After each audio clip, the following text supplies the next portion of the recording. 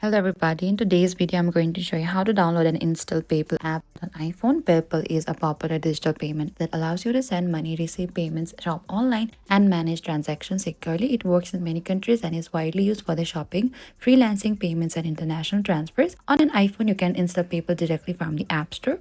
So first unlock your iPhone and find the App Store on your device. And over here, once you reach into this App Store, on the bottom we can find this search bar. Tap on the search bar and type down PayPal and search for it. Over here you can find to this PayPal send, manage and pay. Select to this get over here beside it, and over here simply double click to install it, and if prompted confirm it with your Face ID, Touch ID, Apple ID password, and the app will start downloading automatically. And once the download finishes, the app will automatically install on your iPhone. You will see the PayPal icon appear on your home screen as well. And that is it. Downloading and installing PayPal on an iPhone is simple. Just open the App Store, search for PayPal, download the official app and install it, and then sign up or log in. Thank you for watching this video. I hope I could help you. Don't forget to like, share and subscribe, and if you have any queries or confusion, please comment down below and we will reach out to you very soon.